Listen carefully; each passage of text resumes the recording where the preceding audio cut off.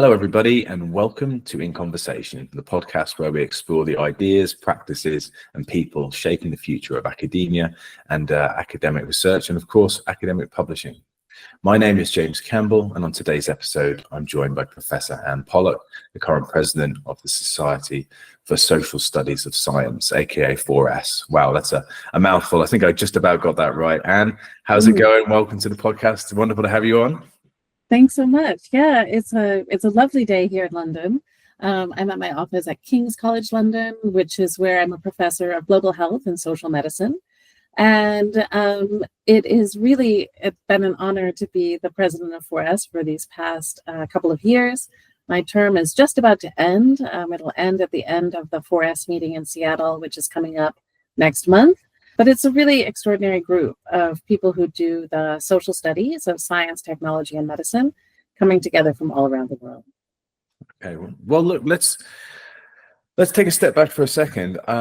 Let's introduce you a little bit more, because I'm a bit familiar with some of your research, but tell us a little bit about some of your own personal research interests and how maybe they align with 4S. Sure. So yeah, my own training was in STS, so Science, Technology, and Society. I got my PhD at MIT, and my work there was really focused on the intersection of race, heart disease, and pharmaceuticals. And then ever since then, so I finished nearly 20 years ago, and ever since then, I've continued research in those two parallel areas. So doing a lot of work around racism and health. So my third book is called Sickening, and it's about health disparities in the United States. But then also social studies of pharmaceuticals. So my second book is called Synthesizing Hope, and that was about drug discovery in South Africa. So a lot of my research is at one or both of those intersections of either social studies of pharmaceuticals and or really addressing questions around racism, sexism, post-colonial impacts in science, technology, and medicine. Wow, I mean, highly pertinent and very fascinating stuff. So thank you very much for sharing your research interests. And I would advise everyone to go and have a little bit of a Google and take a look at what Anne's been publishing in recent years, because it really is some fantastic research.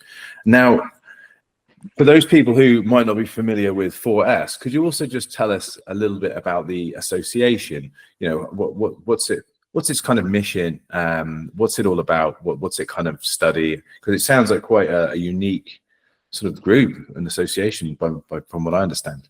It is, absolutely. So it's coming on 50 years old, which is quite a kind of respectable period of time, I suppose, for an interdisciplinary academic society like ours. Its mission is to foster interdisciplinary and engaged scholarship in the social studies of science, technology, and medicine across the globe. And I think that is really part of what makes it distinct as well. So although it was founded in the United States, really from very early on, it had strong collaborations, especially with Europe. So folks who are familiar with science and technology studies as an interdiscipline will be familiar with folks like Bruno Latour, who was in France, and people here in the UK, where I am now, and in the United States and elsewhere. And so it was always kind of founded in this international conversation. And then that's, of course, become increasingly global over the years. And so it is a society that has, relative to the other kind of societies that are based in the United States, with which I've been involved, it is much more international. And I think that that's part of what makes it a bit distinct, is that where the conversations are always they're not assuming a ton of background, a ton of shared references. They're really coming and presenting work in progress that is open to the idea that maybe you don't have all the same common references as I do, even as we're all sharing these questions and these passions for understanding how it matters, you know, kind of the character of knowledge, how technology is shaping our world and how our world is shaping technology. All of these kinds of big questions that we're interested in bring us together, and at the same time, we have come from really disparate points of view. Oh, thank you very much for explaining a bit more about the sort of the mission and how the sort of why it was kind of founded, really. And I would say you do notice there's a lot of associations and societies that seem to put international on the front of their their title, just to make it seem a bit more like it's international, but they tend to be Anglo-speaking or, you know, global north, with the usual kind of suspects. But I would say 4S definitely does what it says on the tin there. In that sense, it really is international and fosters discussion between various different you know, different subjects, different philosophical viewpoints, and it's quite a fascinating opportunity to see the merging of these different perspectives. Do you find that as an organization quite challenging to you know, you've got, so I've been to the conference, I think this will be my 5th time coming up, so we're a recent partner, but you know, I was surprised because I wasn't too familiar with the STS term or the community until I started to engage with 4S. And I didn't realize that it was perfect for us arts, you know, arts and humanities scholars and arts, you know, publishers who are working at the intersections of science, technology, medicine, and the visual arts, really. So I was quite surprised at how many artists were there alongside these physicists and, you know, and other different kind of science characters from different sciences, hard sciences, STEM subjects, things like that. Anyway, I ramble on. But do you find that a struggle to bring these different voices together, or is it fairly easy to organize? I mean, I think that, look, there are times when we talk past each other or maybe don't understand each other, but I wouldn't characterize it as exactly a struggle. I mean, I think that people come into this space generally because they're really game for that conversation, right? I mean, I think that in the history of science and technology studies as a field, there's a lot of discussion about the history of the science wars, and there's ideas about, the critique of science as a socially constructed field, and then how, are you saying reality doesn't exist? I mean, these kind of big debates.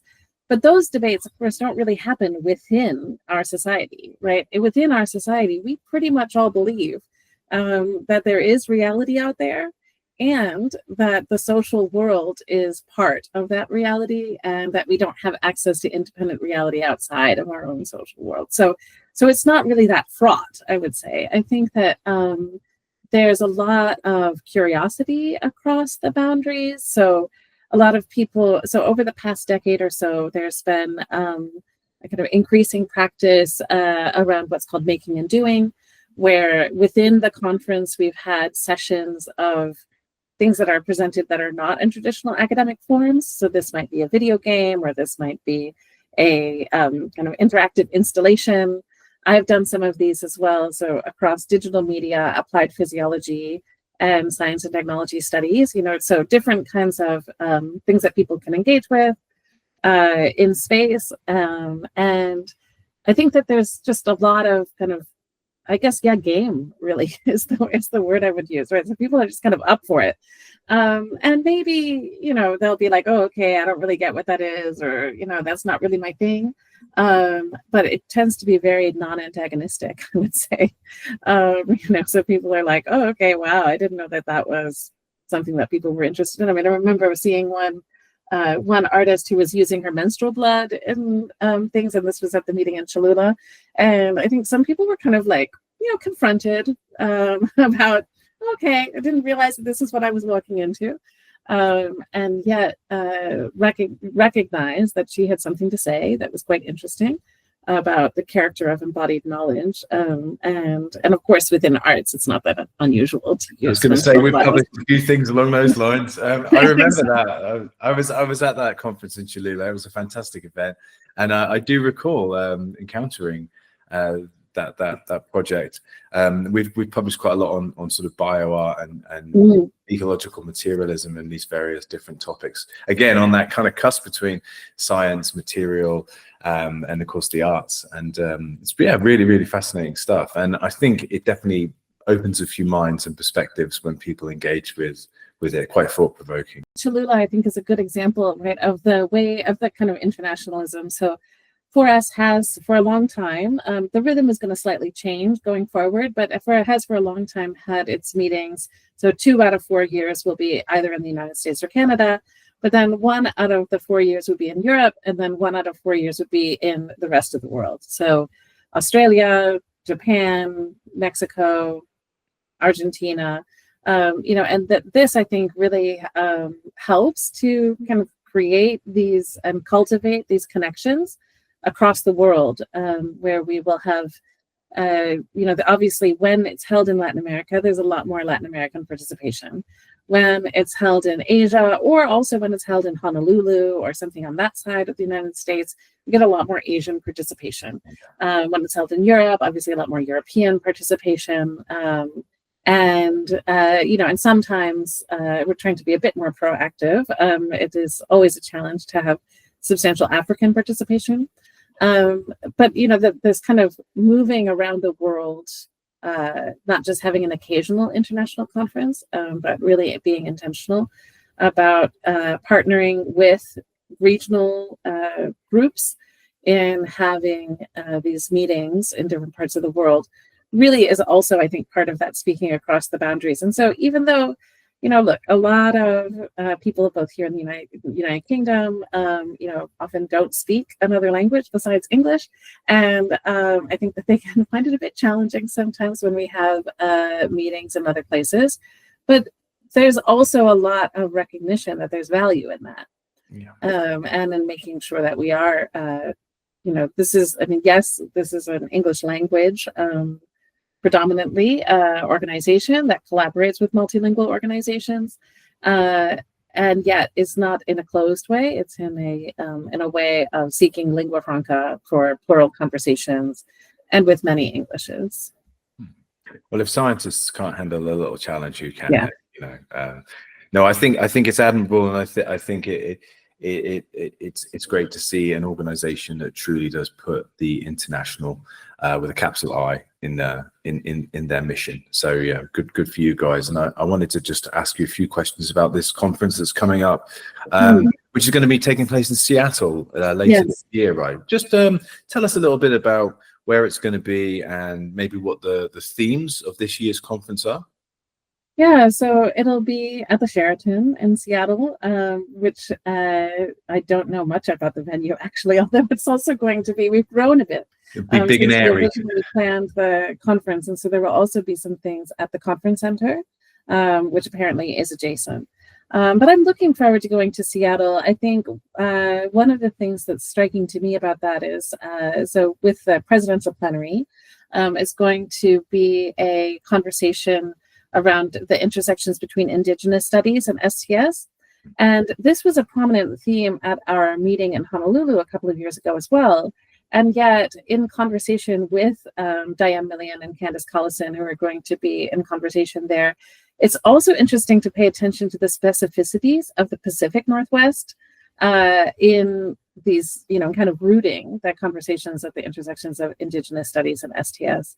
And of course, these are both fields that are very interested in questions about the relationships, for example, between affect and knowledge, between the kind of world in which we live and the embodied experiences of knowing.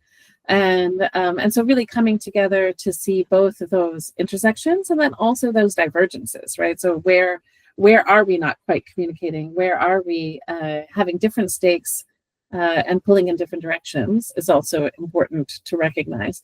So definitely like a kind of rootedness in the Pacific Northwest is something that I think will be really interesting to explore, especially coming soon after meetings in places like Cholula, Mexico, and Honolulu, Hawaii, which have a lot of different and distinct intersections of Indigenous politics and scholarship and its university systems and academic society. So it'll be an interesting kind of continuation of that conversation and maybe an elaboration of it.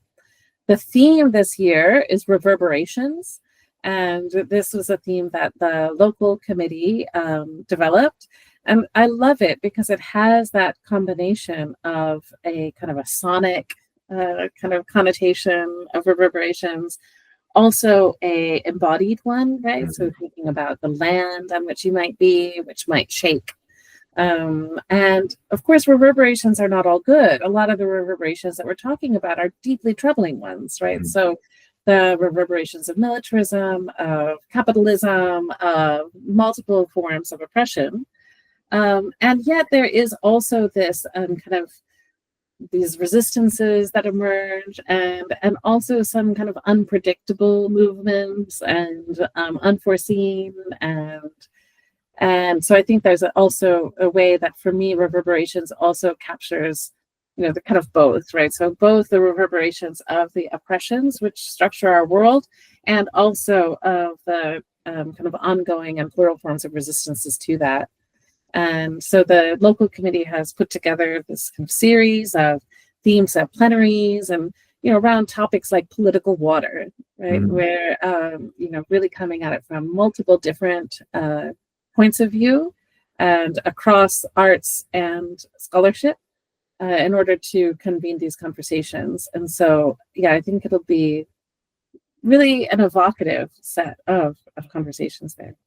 Well, I feel like it probably has to be, right, and that these conferences and these associations, that this is such a fertile opportunity and a ground, especially in something like 4S, where you have people coming from different communities and different scholarly backgrounds and disciplines to all kind of share their frustrations and kind of come up with some solutions. And it sounds like the theme's kind of tapping into some, key issues that are affecting not only education, the sciences, but the world more generally at the moment. Absolutely. And so it sounds like you're actively engaging with, the current sort of political and social sort of situations around the world, which I think is, again, really admirable, and so, something that we kind of want to see, and hopefully it's going to create some fertile conversations as well.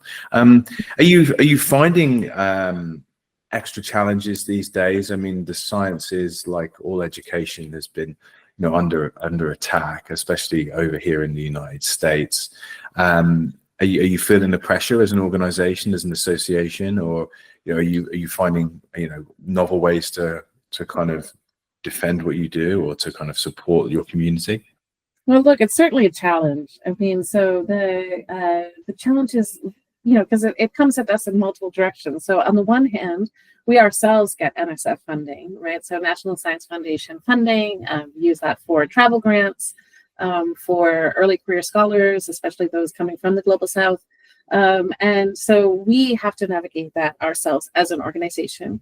At the same time, many of our members are also impacted, right? So people who maybe had the funding for their own travel to the conference, and of course the field work that does the research that leads to the outputs that they put at the conference.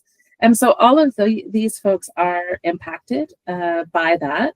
And so that, of course, has reverberations for us too, right? So if people don't feel able to travel to the conference, then that kind of creates its own, it's additional challenges. And I think, and of course, one of the other topics that has come up is around international travel to the United States in these times. And so it's not, there's no easy solution because of the fact that, some people say, oh, okay, well, let's just meet in Canada for the time being.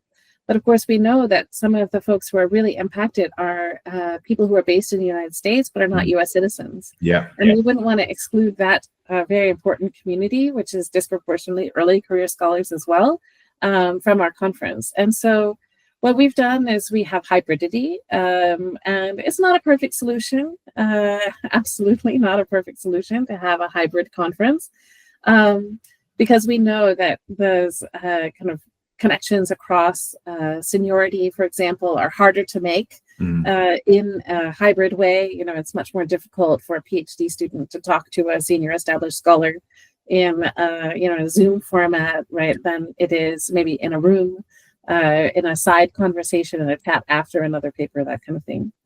At the same time, it's something, so we, and this is, I think, one of the challenges that we and many other societies are dealing with. So hybridity is quite expensive, and kind of adds a lot of complexity. And yet it does allow us to have some continuing conversations, even when travel funding and travel itself are more difficult for many members of our community. And so, so that's kind of one piece, I suppose, of the way that we are addressing that. No, well, thank you. It's great to hear your positive tone about all of this as well. Pragmatic, practical solutions, I think is the way forward. And looking for the silver linings and, and the opportunities that it does create, that's the way forward, I think. I imagine it's a little bit late in the day for anyone to submit a paper for this year's conference, but is it still possible for people to attend? Can you just explain how people could maybe sign up to either attend in person or or through the hybrid, kind of format? Yes, absolutely. So yeah, registration is still open. You can register as a non-presenter as well. And you can attend either in person or online. And the online will be available for a period afterwards. So this is something that's, of course, important for folks, for example, coming from Australia or other parts of the Pacific, where, all the, cool presentations are happening at 3:00 in the morning. Yeah. And of course, recognizing that that's an imperfect solution, right? Because you want to be ideally there live so that you can ask questions, so that you can interact. And yet there is some value, at least in the kind of delayed ability to appreciate some of these presentations and so on as well. And I think there's also, of course, there will also be, next year and the years beyond too, that people can start to think toward. So I would recommend that people if you look at the 4S website, there's a link to the conference program, and you can kind of check that out, see if it's something that you might be interested in registering for this year to participate and listen and learn, and then think toward next year, right? So where the meeting will be in Toronto next year, and then the year after that, Taipei. So if that's your neighborhood, then, or if it's not, it's a neighborhood you can go and get some global experience. Yes, indeed. Yes, indeed. Oh, brilliant. Okay, well that's great, and I would urge everyone to take a look at that website, because it's got loads of really useful information, and you can see a wide range of topics that will be discussed and things there. So you mentioned next year and then the year after in Taipei, but I was going to ask you, like, looking ahead over the next kind of 5 to 10 years. Gosh, that seems a long time, but it will just literally be next year. It'll feel like it will pop up. Couple questions. Do you see any major changes for 4S? And then also, what areas do you think will, be mostly discussed over the next few years? What are you excited about? What do you think is going to be the next big discovery for the STS community, or the next big topic of discussion? I'm not sure that I see huge changes on the horizon. It might be coming from the next generation, not me, and I may just simply not be aware of it quite yet. But I anticipate kind of a continuation along the path which we are on now. So continuing on with the kind of professionalization of the organization that's happened over the past 10 years. So, where it was founded by, a couple dozen folks who all knew each other and had kind of an informal way of operating. And then as it's grown considerably, and so now has a few thousand members rather than a few dozen, that has needed to be more transparent, in terms of its finances, in terms of its operations and all of that. So all of the work that's been done over the past 10 years or so to really build that, I think will continue. And I'll anticipate, kind of continuing efforts to think about how can we support open source, open access publishing? How can we support, the support and the early career scholars to be involved, and all of the different kind of elements that have come to the fore over the past 10 and 20 years, I think will be kind of continuing on.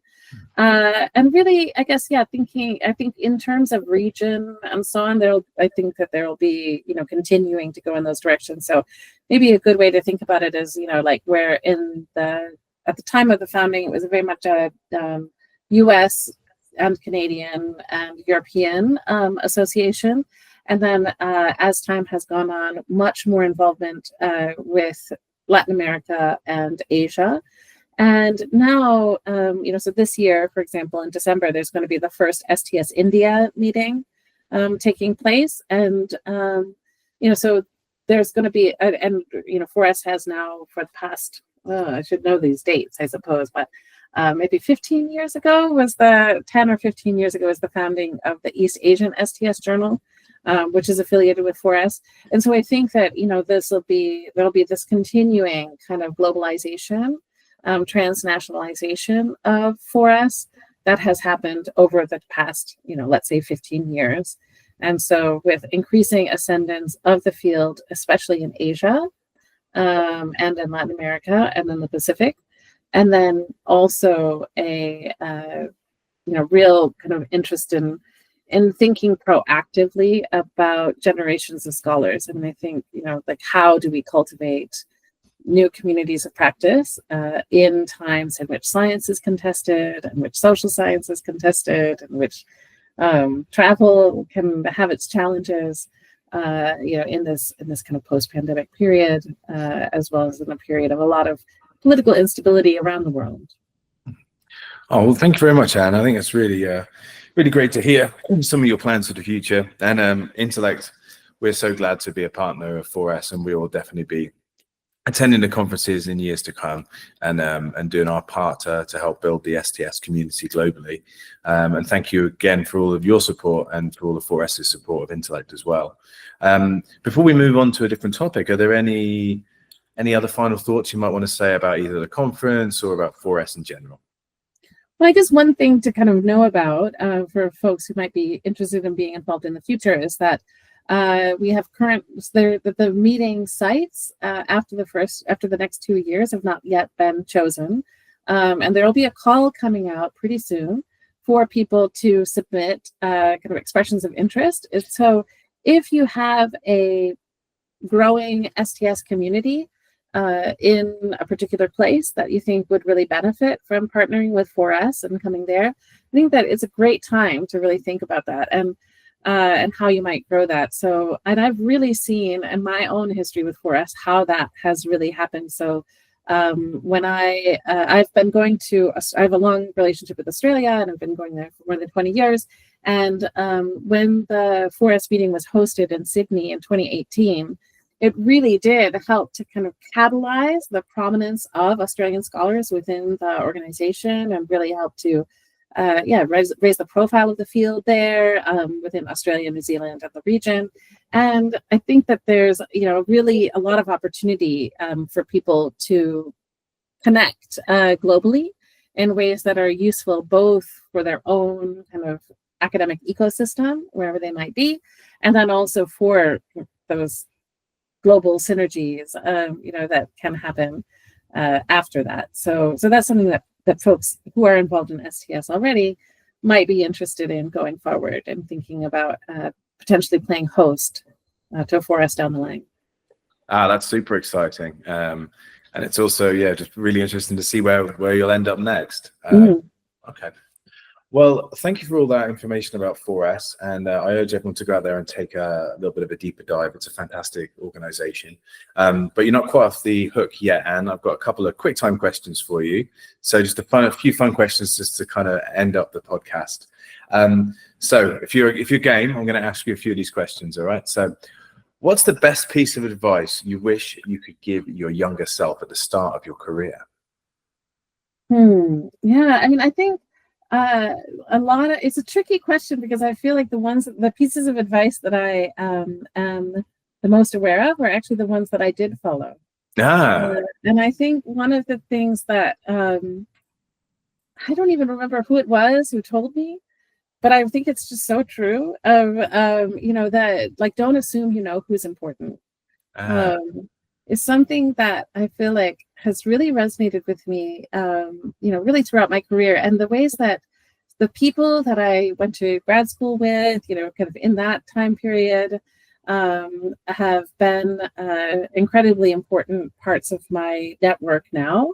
And then also people who are junior to me and people who are coming up. And I think that another thing about not assuming that you know who's important to you is that as your interests develop and grow and shift, I mean, so if you are really open to and curious about people who you don't necessarily have any direct relevance to what it is you're doing now, that can actually turn out to be really generative later. And so, so right now I'm doing work on local pharmaceutical manufacturing in sub-Saharan Africa, and kind of reconnecting with people in quite different fields than before. And I think that, there's a real like it sounds a little bit too mercenary, I suppose, to say like, to emphasize the utility of that. Yeah. I don't think it's so much a focus on, oh, this will be useful later, as a appreciation of the generativity of what you don't know yet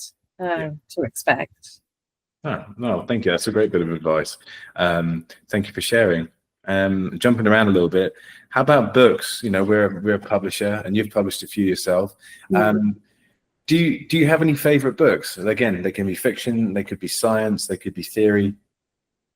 Yeah, I mean, look, I love books. I love reading books. I love writing books. I just feel like especially now being in the UK at a social science department, I think that there's a lot of push toward articles. And articles are great. Like there's a lot of benefit to working in shorter form. But for me, I love a book as a way to be able to really lay out a book length argument and develop it, and not have to kind of compress, whether it's the methodology or the scoping or whatever it might be, into 6,000 words, 8,000 words, or egads, I've worked with lots of global health people here. 3,000 words. Yeah. 3,000 words, and which isn't to say, I mean, it's a skill, that's for sure. It's a skill, but it's also, but I appreciate both as a reader and as a writer the opportunity to kind of stretch a little bit, and really think through those kind of book length arguments, I suppose. And I have lots of beloved ones. I mean, I would say I often like those ones that speak across academic audiences and kind of public audiences. So thinking about folks like Ruha Benjamin and Alondra Nelson. And so I don't know if folks are familiar with those books, but for example, Viral Justice, that's this kind of memoir come manifesto, and The Social Life of DNA, which really looks at a bunch of cases of around race and reconciliation after the genome. So those kinds of books I tend to love. I also love a multi-generational kind of saga. And sometimes they have to do with science too. So for example, Zadie Smith, who lives here in London, she like in some of her books, like White Teeth, for example, there will be these engagements with genetic engineering and mice, together with engagements about really thinking about, okay, what is it? What is family? What is love? What is place? What is relatedness? And so I really love books that bring all of those things together. Amitav Ghosh of Poppies would be another one, I think, that does that. Like, those books that give you a chance to think anew about the material world and the ways in which we, as people and as non-human organisms, I suppose as well, are related to each other. Well, I love White Teeth, and there's some fantastic suggestions there. I was wondering, where do you sit with books like *Sapiens* and things like that? This kind of popular science. I always wonder what sort of people coming from the harder sciences think of these books that are obviously intended to take something insanely complex, or like from various different disciplines and across different sciences, politics, history, economics, and condense them into a snapshot. Do you find that they bring people in, or do you find that they stop at that and then maybe they don't necessarily take things too much deeper, and then that can lead to problematic understandings of the way the world is? I mean, I think for me, it's not so much. I mean, it's true that there's I feel like there's something that is tricky for me about those books, in that they're a bit too satisfying. Yeah, it's neat. So there's a bow, isn't there? Yeah, and you're like, aha, I've got it figured out. And on the one hand, I mean, some of those books can be fantastic that tell you, a huge story and about everything in the universe. And one I think about, one of my favorite ones, I remember like several years ago, and I guess they're still popular, these books that tell you the history of everything through one commodity, right? And, and I think like Mince's Sweetness and Power from back in the day was just like an excellent example of this, right? So you learn a lot about the history of slavery and colonialism through the history of sugar, and this is fantastic, right? But I do think that there is, for me, I have a kind of a maybe constitutional reluctance Yeah. toward feeling too satisfied with having figured it all out. And I think, this is true, no matter what it is, right? I mean, the chance that any book is really the explanation for everything is low, right? So Yeah. I guess I have a little bit more of an epistemic humility, and thinking that, oh, okay, well, actually, the all that I'm going to be able to get is some kind of partial window here. Yeah. And it's not that I am not keen to engage with that, but it's not going to explain the universe and everything. Think about like one of the other books that has been so formative for me throughout my career. I read it as an undergrad, which is Audre Lorde's Cancer Journals. Okay. And so she tells both her own experience with breast cancer and then also this kind of political manifesto. And it's just so powerful, and it's slim, it's poetic, and so on.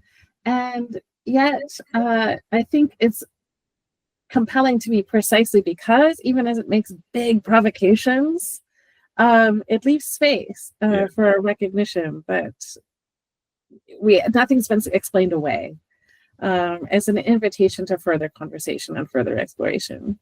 I guess there's a double-edged sword, isn't there, with those kinds of books, because it brings people in and engages with people in a really meaningful way who may not, engage with that search for truth or knowledge in the same way as, people from science or a sort of scholarly background. And it can really, open people up to take a much deeper dive, or at least just to kind of take that cursory glance at many different things that widens their knowledge base just generally. But in this current sort of climate society, there is that sort of there isn't much humility when it comes to so it is a bit easy for people to look for, well, there's my answers, there's my one side, there it is, so now I understand that, so now I can use that, and so there is a bit of a danger at the moment with any books that present all to be all seeing, all knowing, that it can, of course, because of the way people's minds are wired at the minute, it can be a little bit problematic, I think. But overall, I think they definitely open the door to people and, bring them in and really kind of, engage with them and make people think about sort of sciences or the intersections a bit more meaningfully. But yeah, okay. Well, thank you very much for sharing that.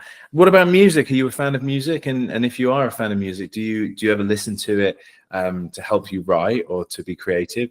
Or is that not really factor into your kind of process?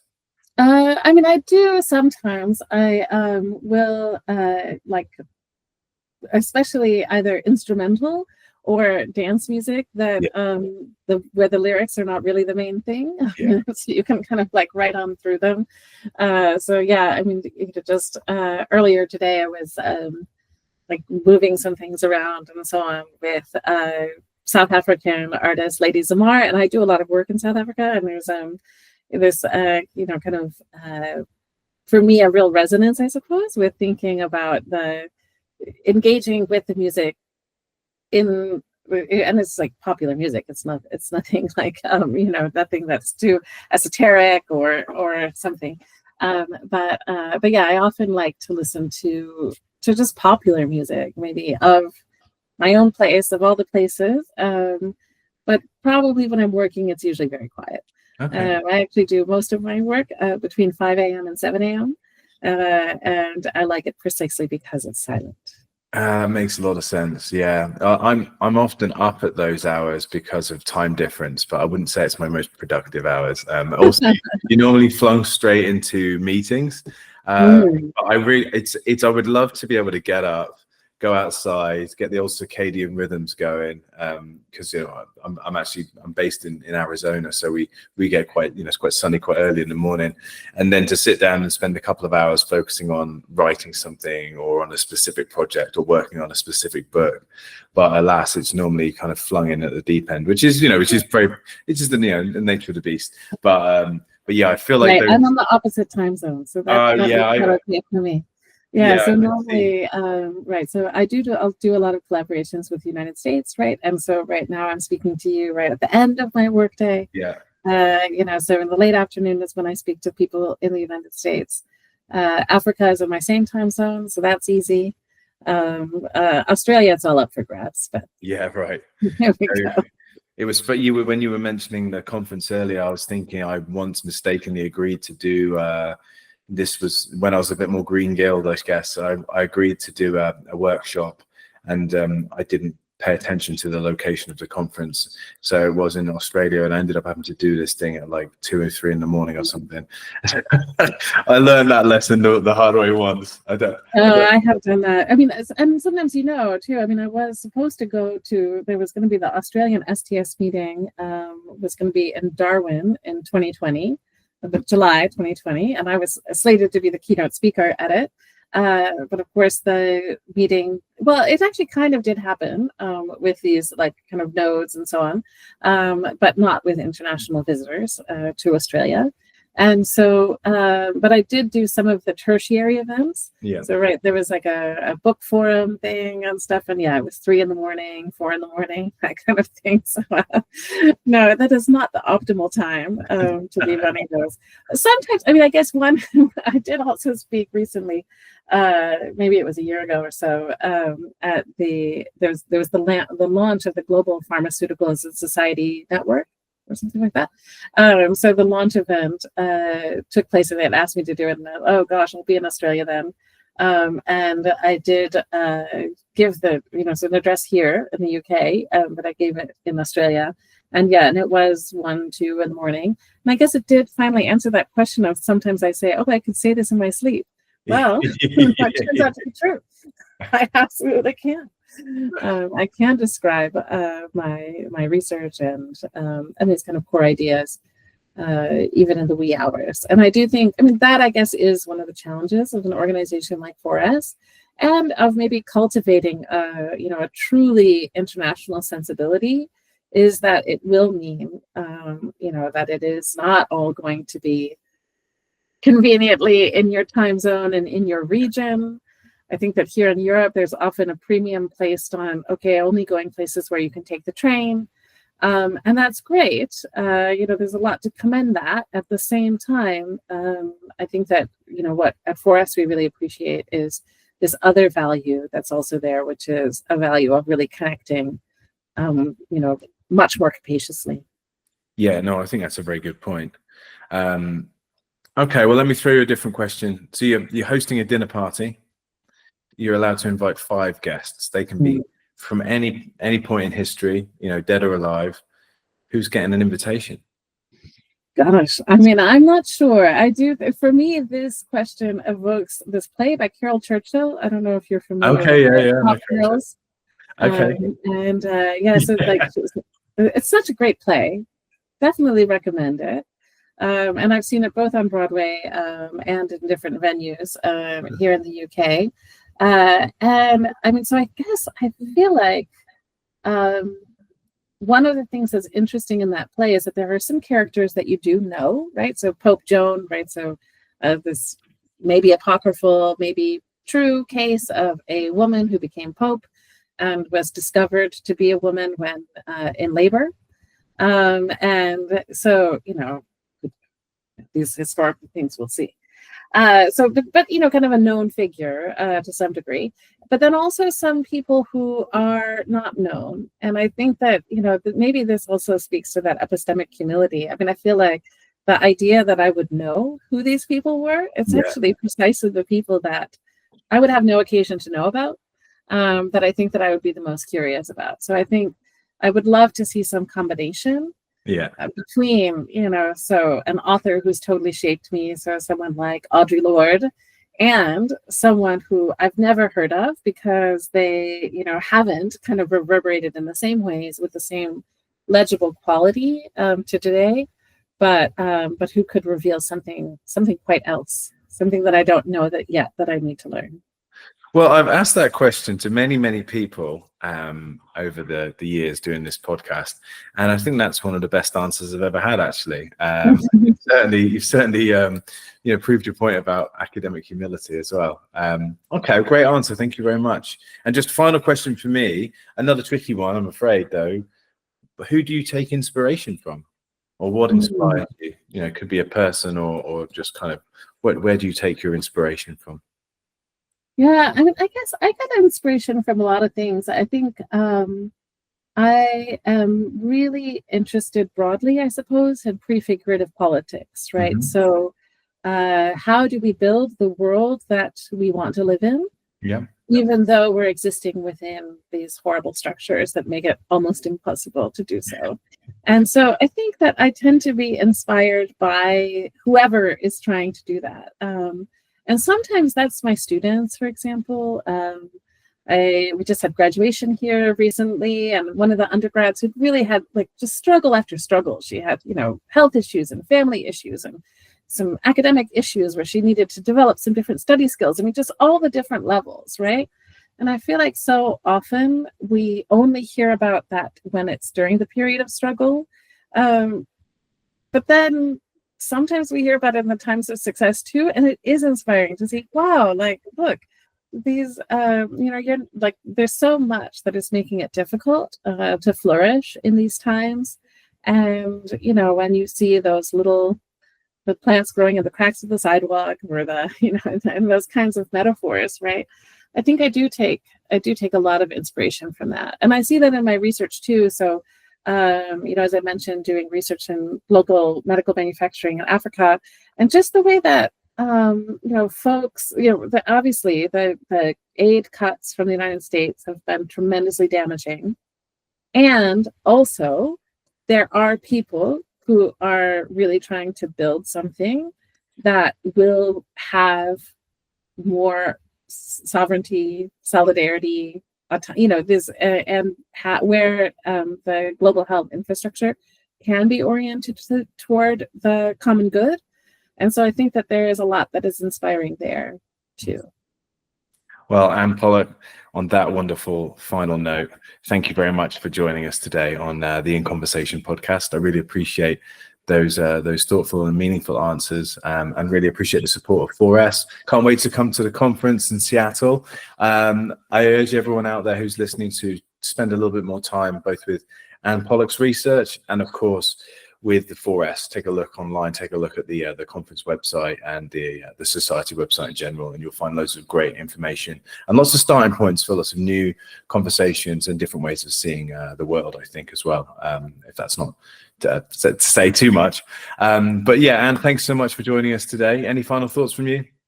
No, just thanks so much for having me, and looking forward to continuing to be in conversation in Seattle and beyond. Brilliant. Okay, well, that's all we have time for today, everyone. Thanks for joining us on this latest episode of the In Conversation podcast, and we will see you next time. And thank you again. We'll catch you soon. Cheers. Bye-bye.